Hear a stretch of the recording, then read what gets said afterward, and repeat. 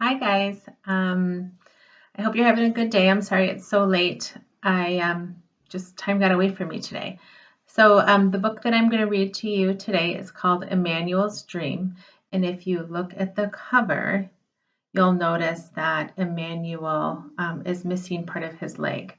So Emmanuel was born in a time in Ghana when um, people thought if you were disabled, the only thing that you could do was beg. So his future was bleak at that time. It wasn't like now where you could get a prosthetic and be just fine. They thought that that was a death sentence. And we've talked about prosthetics when we read, I can't remember the name of the book, the last couple weeks ago, we read a book about that. So this book is called Emmanuel's Dream. It is a true story. Someone wrote it about his life. Um, so this is a biographical nonfiction. Okay. Emmanuel's Dream. In Ghana, West Africa, a baby boy was born. Two bright eyes blinked in the light. Two healthy lungs let out a powerful cry. Two tiny fists opened and closed, but only one strong leg kicked.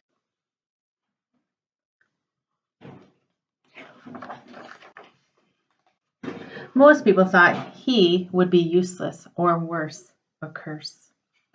His father left, never to return, but his mother had faith. Her name was Comfort.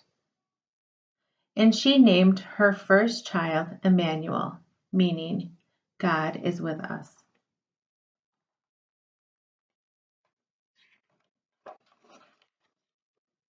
As Emmanuel grew, Mama Comfort told him he could have anything, but he would have to get it for himself. He learned how to crawl and hop, to fetch water and climb coconut trees. He even shined shoes to earn money. We've talked about how in other countries, kids your age don't necessarily have the same luxuries that you have. So in this case, he had to go out and work to help his family. We've talked about how many cultures are different and what's required of kids your age is very different, and being able to go to school is sometimes a blessing and something that people in other countries strive for. So just keep that in mind. Most kids with disabilities couldn't go to school. Still, Emmanuel's mother carried him there until one day she said, "You are too heavy."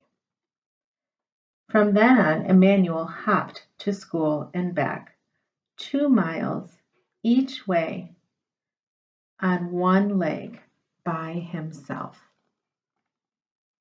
Savannah doesn't even like to walk from the high school.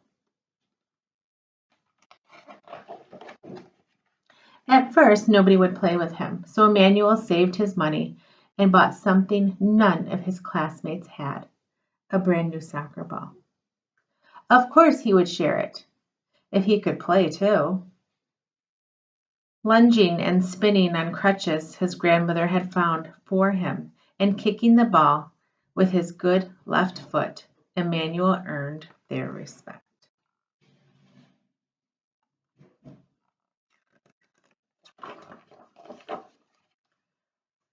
His new friends sometimes used their lunch money to rent bikes. Would Emmanuel be able to join them? His friend, Godwin, pushed him fast so he could balance. Over and over again, Emmanuel fell hard. But finally, he rode. So he didn't give up, he just kept trying.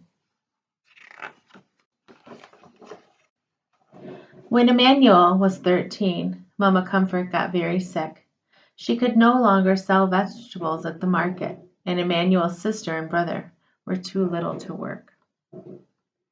He would have to support them. Against his mother's wishes, Emmanuel snuck out and boarded a midnight train to the bustling city. of Akka, 150 miles away, alone. He didn't know it then, but it would be 2 years before he saw his family again. I can't imagine 2 weeks not seeing you guys.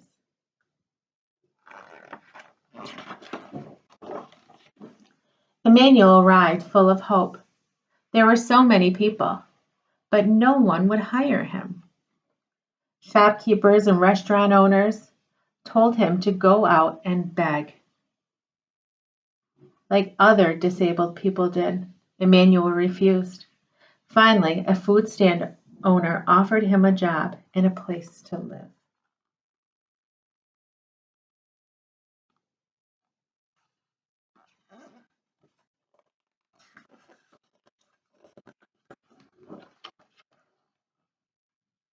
When Emmanuel wasn't serving drinks, he kept busy shining shoes. He earned money and sent it home.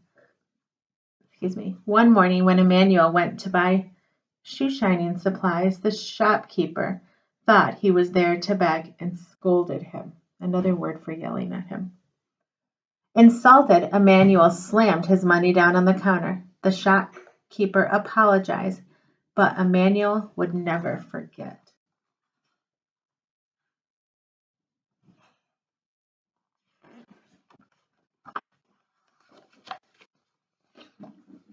When Mama Comfort grew sicker, Emmanuel went home to be with her. From her bed on Christmas Eve, she told her son, "Be respectful. Take care of your family. Don't ever beg, and don't give up." By the next morning, Emmanuel's beloved mother had died. He was heartbroken, but he knew her last words had been a gift. He would honor them by showing everyone that being disabled does not mean being unable. Think about what that means. Being disabled doesn't mean unable. It was a big dream, but Emmanuel had a plan.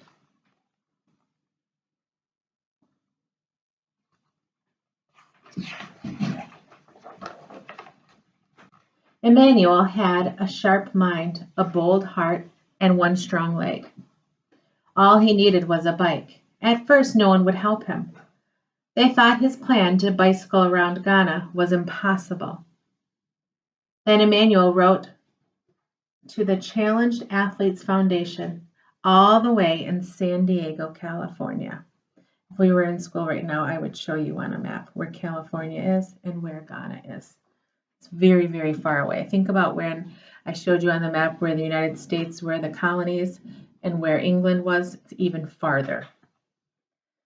They sent him a bike, plus a helmet, shorts, socks, and gloves.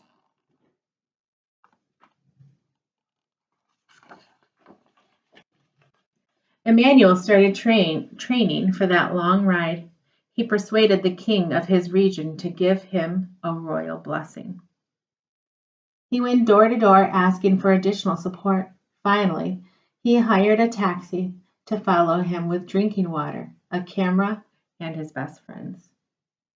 Then Emmanuel tied his right leg to the bike's frame, jammed his left foot into a flip-flop attached to the pedal, and rode.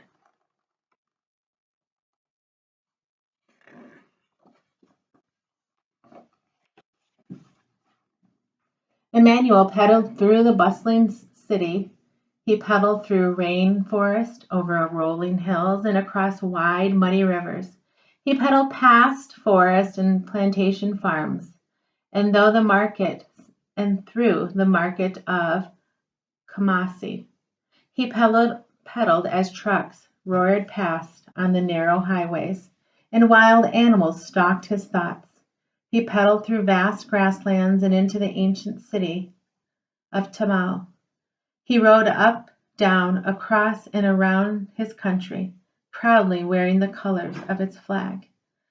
On a shirt printed were the words, the Pozo, or the disabled person.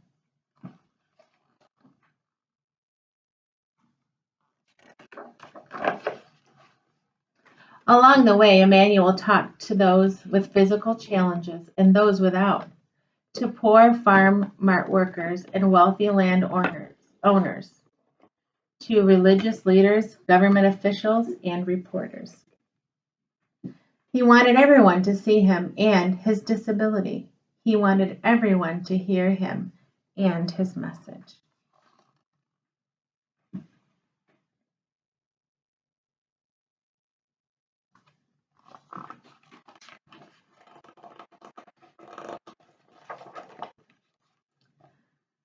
The farther Emmanuel rode, the more attention he got. Children cheered. Able-bodied adults ran and rode along with him. People with disabilities left their homes and came outside, some for the very first time. The young man once thought of as cursed was becoming a national hero.